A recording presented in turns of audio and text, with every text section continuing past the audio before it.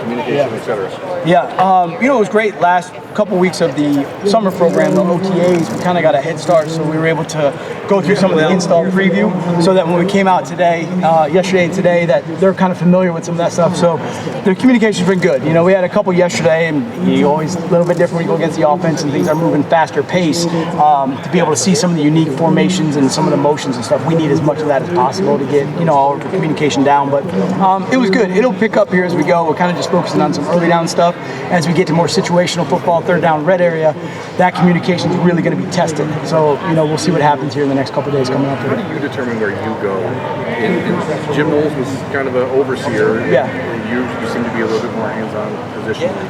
How do you determine throughout the day where you're spending? Yep, that's a great question. As a young coach one time, talking to Mike Tomlin, and he said one of the hardest things to transition from a position coach to a coordinator and then a head coach is really kind of mapping out where you go during practice. You want to have a plan. So I always kind of took that advice, and I look at the practice schedule. I looked at the script. Who's working on what fundamentals. A lot of times that has to do with what we did the day before. So I'm looking for some improvement and some different points of emphasis there. And then I know that sometimes when I go to an individual drill, it's going to intensify a little bit if I'm there. So I'm always looking at the schedule and what we need to work on that day, and then I'll map out what periods I go where.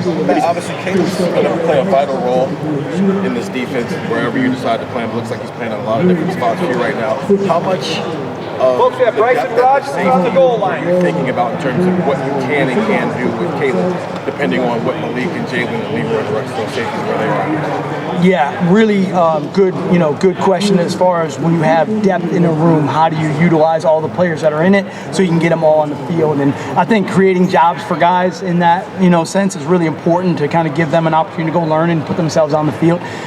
Caleb is such a versatile player that now you can do that. You can move him into some different spots to give those other guys a chance to get on the field in those roles. So I feel like that room is really working. I feel like there's some good young guys there that have an opportunity to kind of step up and contribute. So having that piece and moving that around is good for us to be able to evaluate those guys to see if we can, through the course of the season, do that. What do you like about Caleb? What does he bring to that nickel role versus what he would bring to maybe being a sharp free safety? Yeah, I think his ability to kind of play, whether it's nickel or safety, or maybe he's just lined up in some different, areas, is just his communication. He's such a good communicator, just to kind of let everybody know we have words that settle everything down. Even though I may be lined up in something that may look like a certain position, it may not be that position, but the communication tells everybody what it is, and that's critical. Otherwise, everyone's kind of like, where are we going and how does this all fit? So his ability to do that is really kind of what makes that go. Coach Day mentioned when you guys brought in Bo that you guys have a lot of different pass rushers that you feel like you can come up with creative things to do with them. What are kind of some of the things you're looking at in terms of how you can utilize Bo versus Kenyatta versus CJ, you name it? Yeah, I mean, you can never have enough pass rush. I think that's, always a great theory as a defensive coach, and certainly the best coverage is pass rush. We want to get there as much as we can. So those guys have some position flex too. They can move into different alignments, and I think the more of those guys you can get on the field, the faster you can become in the pass rush game.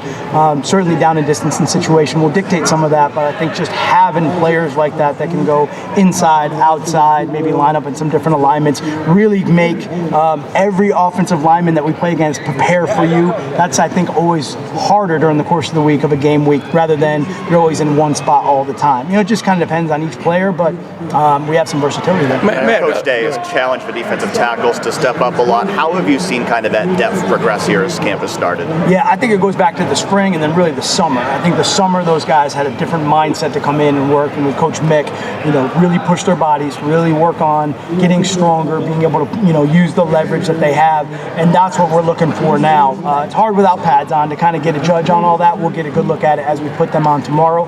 But I think they really understand, like, hey, it's time to go. It's your time to get out there. It's, those older guys aren't here anymore, and we've got to have a different mindset about that. We've got to have a mindset where this is my job. I got to go earn a job, or I have to have this position, or the team needs me here, and I got to, really do a good job of playing this role. So I think that pressure is on them. I think they feel it. I think, Coach Johnson's the best there is, so he's got them going in the direction we need them to, and we need to see that tomorrow when we put the pads on. Patrick, at least for time being doing much.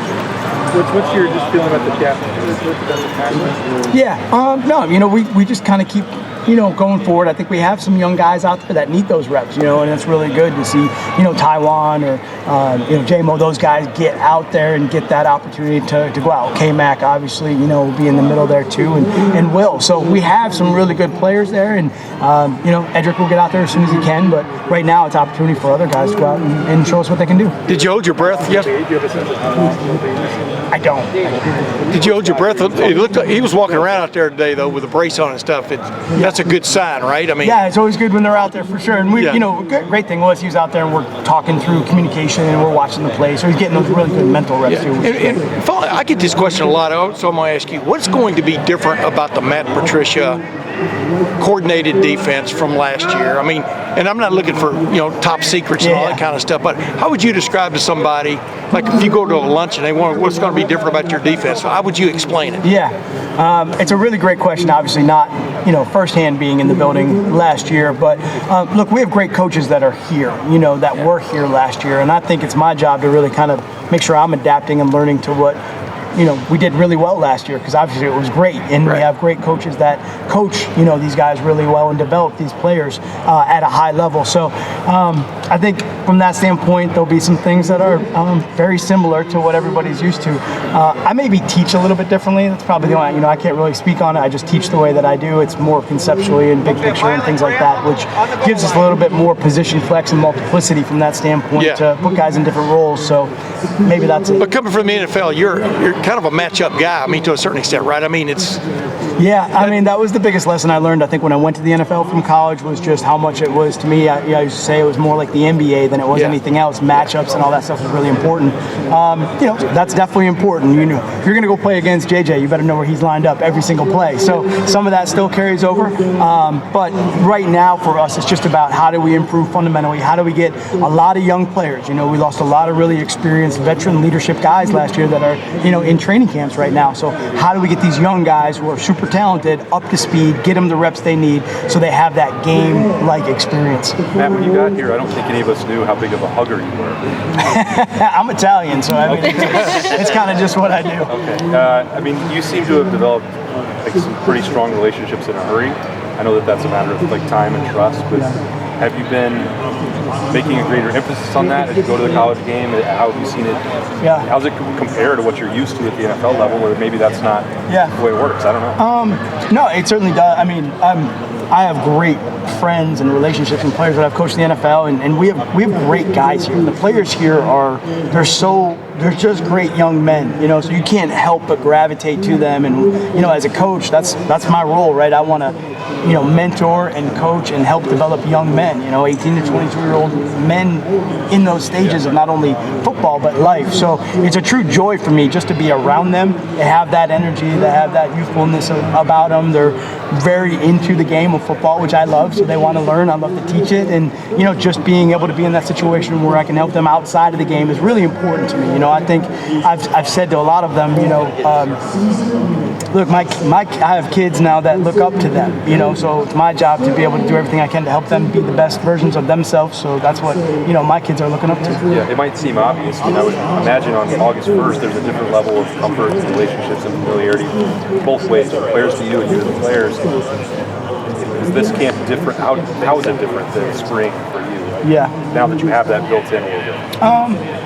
I mean, I think you're always trying to develop the relationships and earn everybody's trust. I think it's really important that I earn their trust. They need to understand that I'm here to try to help them be the best version of themselves that they can be, and honestly, they're helping me with a lot too. It's great to be able to lean on those guys and ask questions, and they're telling me really good information. So I just think that relationship is what we're continually building, and it's a process, and it'll be different now than it is August to September to December and forward. So that's the great part about the game. And I told him the other day, we were talking about relationships and how important they are, and it's one of the biggest things I think you miss when this game ends, and why a lot of people get into coaching and always want to be around the game is the games are great, the wins are great, the championships are all great, but you miss the locker room, you miss the camaraderie, you miss the friendship, you miss that time together. It's something that I just think is unique to this sport. Matt, how much of your time have you spent just sort of like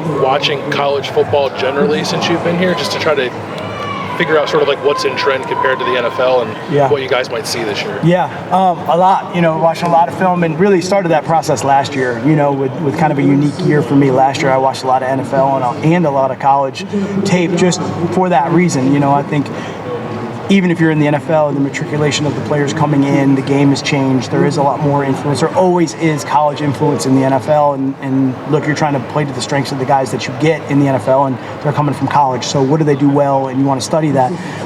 But being in this environment, obviously, we're watching that all the time, and we're taking a look at the tape of what is trending, what do you have to be ready for. The biggest thing for me is really the differences, right? I think that's one of the biggest keys for me to study and make sure that I'm paying attention to the hash marks, just simple things like that, but formationally, some of the rules that are different. And then, you take the rules and then you coach from the rules. So how are we coaching everything and making sure that it matches up with how it's going to be officiated on the field? Is the biggest difference the hash marks and the space? That's a big one. Okay. It is a really big one. There's some formation and things that are a little bit different too, I would say, because of the hash marks, but being able to have some of those unbalanced looks and some of those unique sort of formations, I think are just different. And then just, whether it's the nuances in the rules, right, where we're allowed to jam and reroute and where we can't is a little bit different. I'm a little bit excited about what we can do. So those are the main ones. Day 2 of camp, what are just your initial impressions, what you like out there, what you're seeing? Yeah. I like our guys are really doing a great job with the installations. We're going pretty quick, so they're coming in and they're pretty large, but I think our guys are handling that information on the field. And really one of the things that's been awesome about that is even yesterday, the stuff that we put in, we kind of ran a little bit of that today, made a couple tweaks, and those corrections were, handled really well today. So that to me is a sign of a smart team that can handle those adjustments, can be able to make those changes, which is what we're going to need to do during a game. So that's really encouraging. I thought yesterday we flew around really well. We attacked the ball well. We got some turnovers there. I know that when that happens, the next day the offense is gonna, it's gonna tighten down. You may not get the same effect, but I still felt like we were attacking the ball that way. Did you mention you're gonna put the pads on tomorrow? Yes. Okay, perfect. Yeah. Thank you. You mentioned Caleb's ability to move around and communicate. What needs to happen with, say, Jalen and Malik to make sure that they can keep up? Yeah, biggest thing for them is just every single day to improve, and so we'll mark out things, certainly like communication. That is the biggest thing when you're a safety and you're playing in the middle of the defense. You have to be able to communicate to both sides. You have to be able to communicate to the linebackers. You have to tie in all of that coverage stuff together, and then with the motions and the formations. And I think for them, with that communication, the hardest thing is just getting the game to slow down, as things start to move. That comes with game reps. We don't have game reps before we get to game 1, so we're going to have to get it in practice the best we can. And then, how do you make sure you're not predictable when it's like Caleb with Malik versus Caleb with Jalen? Because there's different things that they can do, but you can't be predictable. Yeah, absolutely. Self-scout is really important there, but I think that they are well-rounded players. They all can do some things that be in different positions and be in different alignments and still be productive. So making sure that we're conscious of that and continually moving them around because we don't want to just be in one situation where you always know what it looks like. Matt, you're talking about the differences, hash marks. You just mentioned there's no games before you play Texas. Yeah. Like, just in general, how are you finding that adjustment in terms of the big differences between college life and NFL? Yeah, I never really appreciated those preseason games in the NFL, but right now I'm wishing we had one.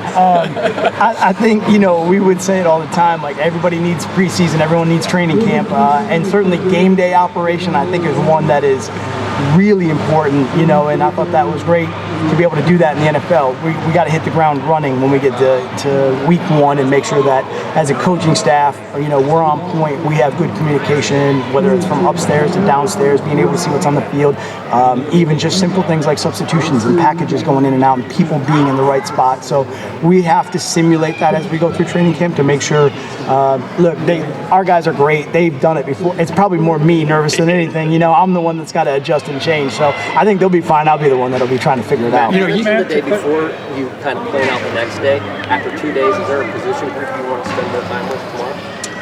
I'm going to wait till I go back and look at today's tape, and then we'll kind of evaluate that.